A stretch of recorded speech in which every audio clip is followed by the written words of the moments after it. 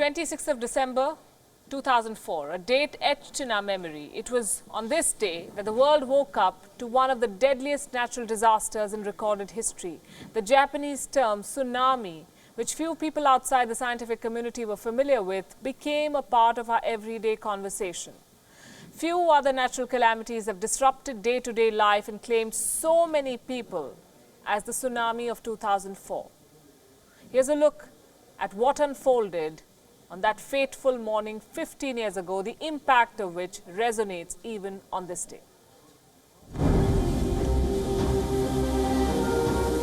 It was 7:28 a.m. local time in Indonesia when the first tremors were felt. Indonesia, situated along the Ring of Fire, is prone to earthquakes, so no alarm bells rang. But this was no ordinary earthquake. Tourists from around the world had gathered for their year-end holidays and had no idea of what awaited them. Minutes after the quake made the earth tremble, wave after wave of ocean water swept over the beaches and deep into the holiday resorts. The world watched in horror and was introduced to the word tsunami. Those who witnessed it and lived to tell the tale described the waves as being over 100 feet high.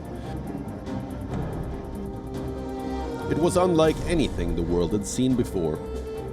After the Christmas Day celebrations, people were resting in their hotel rooms and resorts. The rising waters of the ocean entered several kilometers deep into the land, sweeping everything away along with it. Many people were sucked into the ocean as the tsunami waves retreated, wreaking havoc, death, and devastation.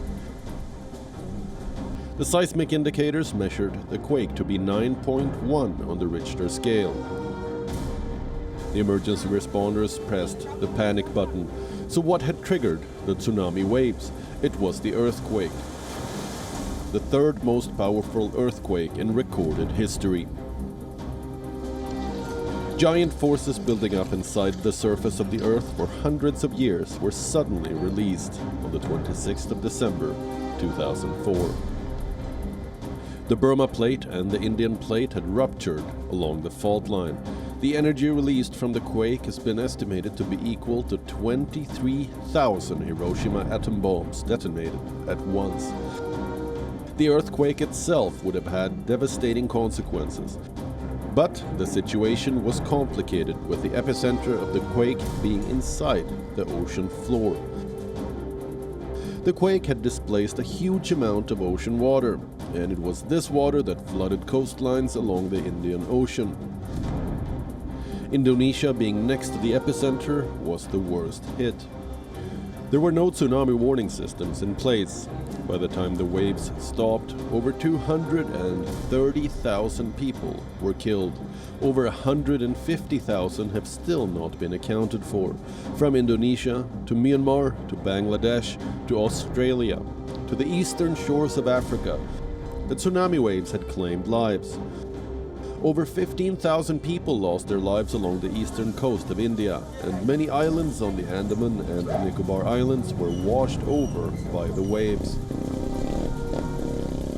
The killer tsunami waves had traveled over 5,000 kilometers. Such tsunamis are rare in the Indian Ocean. They are more frequently witnessed in the Pacific Ocean. But no other tsunami in living memory has claimed as many lives and inflicted as much damage as the Indian Ocean tsunami of 2004 did. Bureau Report, Wion. World is One.